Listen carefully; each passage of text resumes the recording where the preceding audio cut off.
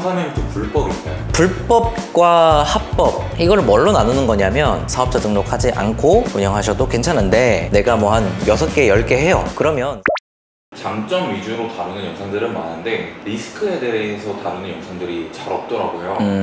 리스크 관련된 거 굉장히 많이 궁금해 하시는 것 같아서 제가 오늘 딱 5가지 바로 질문을 한번 드려보겠습니다. 네. 첫 번째로 직장 다니는데 삼삼엠투 사업자 등록 필요한가요? 필수는 아니라서 사업자 등록 안 하셔도 되고요. 개인 소득으로 신고를 하셔도 되고, 개인 소득으로 신고가 되면 뭐 직장에서 알 수 있고 이런 거 아니냐 하시지만 그렇지 않습니다. 생각하시는 거랑 다르게 내가 개인 소득이 증가했다 해서 직장에서 바로 알거나 그렇지는 않아요. 종합소득세 신고를 한다 그래도 추가된 건보료는 개인에게 부담이 되는 거기 때문에 회사한테 부담이 되는 게 아니라, 그래서 상관이 없습니다. 사업자 등록하지 않고 운영하셔도 괜찮은데 이제 나중에 커지게 되면 뭐 예를 들어서 뭐 내가 뭐 한 6개, 10개 해요. 그러면 사업자 등록을 하고 정확한 업종 코드로 신고를 하는 게 정석이기는 합니다. 하지만 처음에 시작하시는 데 있어서 필수사항은 아니라는 거, 그 정도까지로 정리할 수 있겠습니다. 그럼 직장 다니더라도 사업자 등록 이슈 없이 시작은 할 수 있다? 네, 맞아요. 두 번째 질문인데요. 삼삼엠투 게스트가 퇴실을 안 하면 어떻게 대처를 해야 하나요? 게스트가 퇴실을 안 하는 경우는 일단은 없었었거든요. 그러니까 퇴실을 늦게 한 경우는 있었어요. 뭐 11시에 퇴실인데 그분이 짐이 좀 많아가지고 뭐 1시 정도에 퇴실했던 경우가 딱 한 번 있었어요. 제가 지금까지 운영하면서. 근데 만약에 게스트가 나가지 않고 그냥 그 집에 눌러 산다면 이제 요 경우를 말씀하시는 거잖아요. 그러면은 소송해야죠. 명도 소송해야 되고 승소 판결문 받아가지고 계고하고 강제 집행하고 해야죠. 좀 복잡해지죠. 근데 그 과정들을 사실 삼삼엠투에서 지원해주고 도와주기 때문에 삼삼엠투 내에서 적법하게 잘 운영을 하셨다면 어쨌든 비용적인 부분들은 당연히 추가적으로 발생은 하겠지만 엄청나게 큰 손실이 일어나지는 않을 거라는 거, 그렇게 좀 정리해서 말씀드릴 수 있을 것 같아요. 그러면 지금까지 대표님께서 경험하시기에 늦게 나간 경우는 있어도 눌러붙었던 경우는 없었다는 말씀이신 거죠? 예, 만약에 그게 걱정이 돼서 삼삼엠투를 안 한다? 사실 근데 그렇게 따지면은 파티룸도 똑같고요. 파티룸도 들어와서 눌러 살면 되니까 에어비앤비도 똑같고요. 쉐어하우스도 똑같고 사실 다 모든 공간 대여 사업이 다 똑같아요. 뭐 다른 영역으로 따지면 비 오는 날에 번개 맞기 싫어가지고 번개 맞기 무서워서 밖에 안 나가는 그런 거랑 사실 똑같은 거거든요. 뭐 사고 날까봐 대중교통 안 타고 이런 거랑 똑같은 거라서 거기까지는 걱정을 하지 않으셔도 괜찮을 것 같습니다. 한 가지만 더 이어서 질문을 드려보자면 고객과의 어떤 분쟁이나 다툼이 일부 발생할 수도 있잖아요. 그럴 수 있죠. 그런 경우가 발생했을 때 삼삼엠투 측에서 좀 대처를 잘 해주는 편인가요? 고객과 분쟁이 발생했을 때 두 가지 경우로 나눠볼 수 있을 것 같은데, 내가 잘못했을 때, 게스트가 잘못했을 때. 내가 잘못한 거면 내가 잘못한 거니까 그거는 게스트한테 맞춰줘야겠죠. 게스트가 좀 대신 뭐 숙박비를 좀 깎아달라 라고 그러면은 할인을 해주고 추가로 조치를 해달라, 아니면 어떤 물품을 좀 구비를 해달라 라고 그러면은 물품을 당연히 구비해주는 게 사업을 하는 사람들의 기본적인 마인드겠죠. 서비스 마인드. 근데 호스트 말고 게스트가 잘못하는 경우도 분명히 생겨요. 예를 들면 이제 화장을 한 상태로 막 침대에 막 이렇게 부비적 해가지고 이 화장품이 묻어나는 경우도 있고, 헤어 드라이어를 떨어뜨려서 뭐 망가뜨리는 경우도 있고 그래요. 그거는 게스트가 잘못을 한 거기 때문에 기본적으로 게스트가 이거를 커버를 해주는 게 맞습니다. 근데 게스트한테 잘 말씀을 드렸는데도 불구하고 게스트가 그거에 불응을 할 때가 있겠죠, 분명히. 이제 그렇게 되면 삼삼엠투에서는 게스트의 33만 원 보증금을 가지고 있어요. 그 삼삼엠투 얘기를 하면은 이제 그 33만 원에서 내 숙소를 고치는 데 필요한 비용을 제외를 하고 게스트한테 입금이 됩니다. 그 과정을 삼삼엠투에서 케어를 해주고, 만약에 게스트가 너무 강성으로 나오고 절대로 나는 33만 원을 양보할 수 없다 라는 식으로 나오면 삼삼엠투 자체에서 그냥 저에게 지원금을 주는 형식으로 그렇게 이제 일처리가 되기 때문에, 우리가 적법하고 잘 운영을 하고 있었다면 게스트의 문제로 인해서 금전적인 손실을 받더라도 충분히 삼삼엠투와 게스트와 협의해서 잘 손실을 보전할 수 있다, 그렇게 정리를 드릴 수 있을 것 같아요. 이제 세 번째 질문인데요. 이 부분은 정말 많이들 궁금해하셨어요. 삼삼엠투 불법인가요? 이걸 왜 아직도 모르시죠? 삼삼엠투는 합법입니다. 불법과 합법, 이거를 뭘로 나누는 거냐면 구청의 동의를 받았느냐 안 받았냐인데, 에어비앤비 같은 숙박업은 구청의 동의가 필요합니다. 애초에 필요한 사업이에요. 그렇기 때문에 에어비앤비 같은 숙박업은 구청의 동의가 없으면 불법이 되겠죠. 왜냐면 구청의 동의가 필요한 사업이니까. 근데 삼삼엠투의 경우에는 애초에 이 사업을 운영하는 데 있어서 구청의 동의가 필요가 없다라는 얘기예요. 그러면 애초에 구청의 동의가 필요 없으니까 구청의 동의를 받든 받지 않든 이거는 합법적으로 운영을 할 수 있는 거죠. 대신에 집주인의 동의는 필요합니다. 집주인이 내가 임차한 그 방에서 전대업을 운영해도 된다라는 전대차 동의서만 있으면 합법적으로 운영할 수 있습니다. 그래서 에어비앤비 같은 경우는 집주인 동의도 필요하고 주변 세대 동의도 필요하고 구청 동의도 필요하고 여러 가지 면에서 좀 복잡한 허들, 여러 개의 허들을 넘어가야 되는 소요가 있지만 33M2의 경우에는 딱 전대차 동의, 그러니까 집주인 동의 하나만, 딱 허들을 하나만 넘으면 되는 사업이다 보니까 아무래도 에어비앤비보다는 훨씬 더 오픈하기가 쉽고요.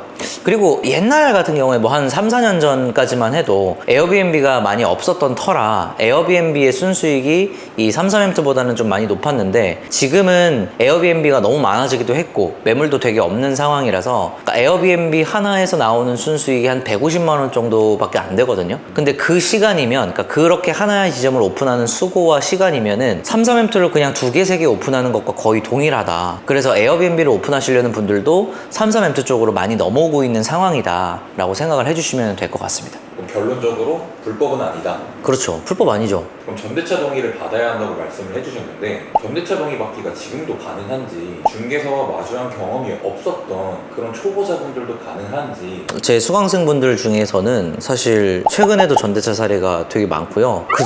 그저께도 있지 않나? 잠깐만 한번 볼게요. 요거 지금 촬영하는 날짜가 7월 9일인데 7월 7일에도 전대차를 받았다고 수강생분에게 인증 카톡이 왔고 그리고 거의 2, 3일에 한 번씩은 제가 전대차를 받았다고 연락을 받는 것 같아요. 그래서 지금도 가능하고 누군가는 계속 전대차 동의 받고 시도해가지고 돈을 벌어가고 있습니다. 그래서 지금이라고 불가능할 거라고 생각하지 말고 어떤 상황에서건 되는 방법은 있고 그 되는 방법을 잘 배우는 게 되게 중요한 거거든요. 무작정 다닌다고 되는 건 당연히 아니고 어떤 노하우를 가지고 적절한 시행 횟수를 채우면 분명히 전대차는 받으실 수 있으니까 이 전대차 동의를 진짜 해줄까? 이런 부분에서는 전혀 걱정하실 게 없는 것 같아요. 그러면 중개사분들이랑 마주하고 대화해본 경험이 많은 분들이에요, 그런 분들은? 아니에요. 20대 분들부터 50대, 60대 분들까지 사실 되게 다양하고 특히나 20대 분들 같은 경우에는 자취방도 한 번도 안 구해본 분들이거든요, 사실. 그래서 그런 분들은 아예 부동산 중개사 문을 열어보지도 않은 분들이에요. 그런 분들도 전대차 동의를 뭐 일주일에 2개 받아오는 경우도 있고 뭐 하루에 3개 받아오는 경우도 있었고 물론 좀 특이한 경우긴 하지만 근데 그 또 나이대가 20대부터 50대, 60대까지 다양하기 때문에 이제 지금 이거 영상 보시는 분들도 할 수 있습니다, 충분히. 대신에 그 어떤 노하우, 그거는 좀 알고 가셔야 좀 쓸데없는 시간을 낭비하는 걸 방지를 해주겠죠. 그럼 안 되는 사람들은 어떤 것 때문에 안 되는 걸까요? 첫 번째는 올바른 방법을 모르는 거고요. 자, 부업 많이 검색해 보시죠. 온라인 스토어 한번 볼까요? 온라인 스토어. 저도 온라인 스토어 하고 있으니까. 온라인 스토어 왜 다 안 된다 그럴까요? 전 너무 잘 되던데? 전 지난달에도 매출이 2억이 나왔거든요. 근데 저는 1년 전에 시작했거든요. 그때도 안 된다고 하는 사람 많았을 텐데 왜 항상 안 된다는 사람이 있고 왜 항상 된다는 사람이 있을까? 정확한 방법을 몰라서 그런 거예요. 방법을 알면 되는 거고요. 배우면 되는 겁니다. 모르면은. 제일 첫 번째 문제는 저는 그거라고 생각하고 노하우가 없는 거예요. 정확하게 되는 방법, 되는 길을 모르는 겁니다. 그게 첫 번째고 두 번째는 충분한 시행 횟수가 받쳐주지 않았다라고 생각이 들어요. 기본적으로 성공을 하려면 확률이 있어야 되겠죠. 확률 곱하기 시행 횟수에서 확률이 0이라면 애초에 내가 노하우도 모르고 어떻게 전대차를 얘기하는지도 모르니까 해줄 리가 만무하지 않습니까? 확률이 0이라면 내가 아무리 시행을 반복을 하더라도 확률이 0이니까 성공은 0인 거예요. 근데 어느 정도의 확률을 올린 상태에서 어느 정도의 노하우가 있는 상태에선 그때부터는 충분한 시행 횟수가 받쳐줘야죠. 그래서 시행 횟수를 반복하다 보면 무조건 됩니다. 안 될 수가 없어요, 그냥. 예. 그래서 무조건 가능하기 때문에 일단은 내가 어떻게 전대차를 받아야 될지 잘 모르겠다라는 생각이 드시면 그 부분에 대해서 당연히 좀 배워보시는 거를 추천을 드리겠습니다. 다섯 번째 질문인데요. 3,3M 플랫폼을 아직도 잘 모르는 사람들이 훨씬 많은 것 같거든요. 많죠. 근데도 진짜 수요가 있긴 한 거예요. 그렇죠. 그러니까 오히려 좋죠. 이렇게 생각해 볼게요. 10년 전에 에어비앤비 하시려면 안 하실 거예요? 10년 전에는 에어비앤비 사용자 수가 훨씬 적었는데 우리나라에. 근데 왜 10년 전에 에어비앤비 하실 거면 득달같이 달려들어서 할 거 아닙니까? 지금 에어비앤비 왜 못하고 계신 거예요? 늦었다고 생각하고 그때 했었어야 됐는데 저도 그 생각 똑같이 하거든요. 10년 전에 저한테 에어비앤비 하라 그랬으면 저는 지금 지식을 가지고 돌아간다면 했을 거예요. 그 시기가 바로 33M2의 그 시기입니다. 할 사람들은 하고 못할 사람들은 못하고 돈 벌 사람들은 벌고 돈 못 버는 사람들은 못 버는 이유가 이런 부분에서 차이점이 있는 거예요. 제가 아무리 봐도 에어비앤비의 10년 전과 33M2의 지금이 동일합니다. 너무 똑같은 시장인데 득달같이 달려들어야 되는 시장이 이런 거라는 거예요. 근데 왜 시도를 안 하고 계시느냐?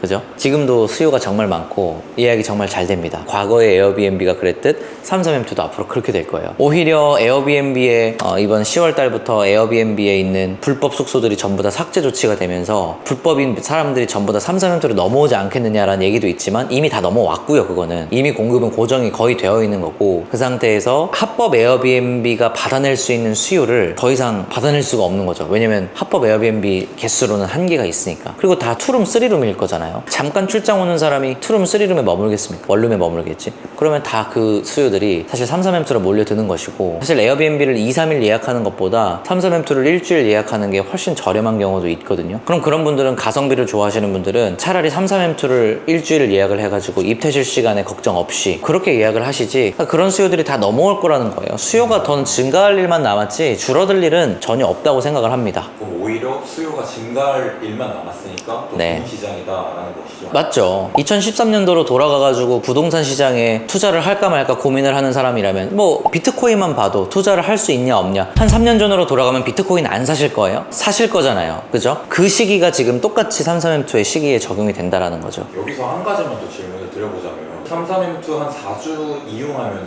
200만 원 정도 내기도 하잖아요. 4주에 200만 원이면 사실 호텔 이용하는 비용이랑 비슷할 수도 있는데, 그 정도 돈을 내고 이용하는 수요층이 실제로 어떤 사람들이에요? 호텔을 안 이용해 보신 것 같은데, 제 생각에. 호텔로 한 달을 이용하려면 굉장히 비싸요. 더 비싸요. 1박에 10만 원 기본적으로 넘죠. 뭐 모텔을 가도 그러겠다, 사실. 모텔을 가도 그럴 것 같은데. 그러니까 왜냐면 이제 아무리 출장을 오더라도 한 달 동안 모텔에서 머물면 너무 힘들 거 아닙니까? 그쵸? 차라리 에어비앤비에서 머물지. 왜냐면 취사도 안 되고 안에서 뭐 요리를 해 먹을 수도 없고 심지어 조리도 안 되잖아요, 모텔은. 그래서 조금 이제 환경을 개선하기 위해서 호텔을 간다 그래도 호텔 뭐 기본적으로 15만 원, 20만 원이죠. 한 달이면은 600만 원이에요. 말이 안 돼요, 사실. 일반적으로 머무를 수 있는 그런 금액대가 아니라는 거죠. 어차피 머물러야 되는 사람이죠. 그 금액을 써야 되는 사람이에요. 예를 들면 수술을 해야 되는 사람이에요. 무조건 뭔가를 해야 돼. 그러면 그 선택지 안에서 가장 저렴한 걸 찾겠죠. 호텔도 찾아보고 모텔도 찾아보고 이것저것 찾아보겠지만 에어비앤비도 찾아보고, 그렇게 됐을 때 가장 저렴한 선택지가 뭐냐? 33M2예요. 그거는 찾아보시면 알 거예요. 우리의 입장에서 야, 한 달에 200만 원을 주면서 누가 도대체 살까라고 생각을 하지만, 그 세상에서는, 그 수요층에서는 200만 원이라는 금액이 내가 어차피 써야 되는 금액들에서 가장 작은 금액이라는 거예요. 그러니까 굉장히 많은 결제가 일어난다라는 거죠. 수요가 많아질 거라고 하셨는데 전국적으로 모든 지역의 수요가 많아지진 않을 거잖아요.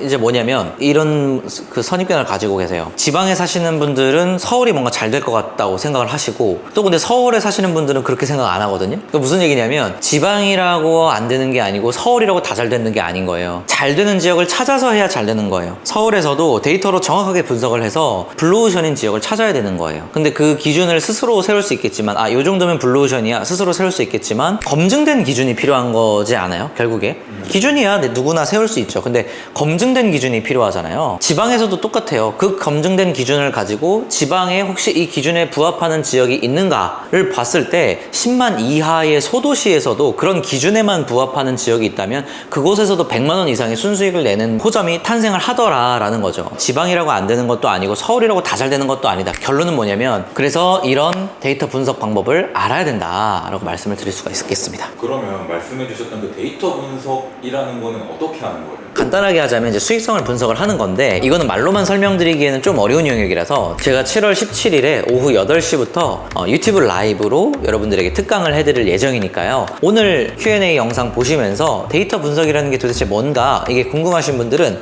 라이브에 오셔가지고 그런 정보들을 많이 얻어가시면 좋을 것 같습니다. 라이브에서 개개인별로 또 궁금한 것들 물어봐도 되나요? 그럼요. 계획별로 궁금한 거 다 물어보시고 제가 모든 분들의 질문을 다 받아들일 때까지 절대 끝내지 않을 테니까 개개인별로 궁금하신 거 다 오셔가지고 질문해 주시면 답변 드리도록 하겠습니다. 네, 오늘 영상 시청해 주셔서 감사드리고요. 7월 17일 오후 8시에 무료 특강에서 뵙도록 하겠습니다. 감사합니다.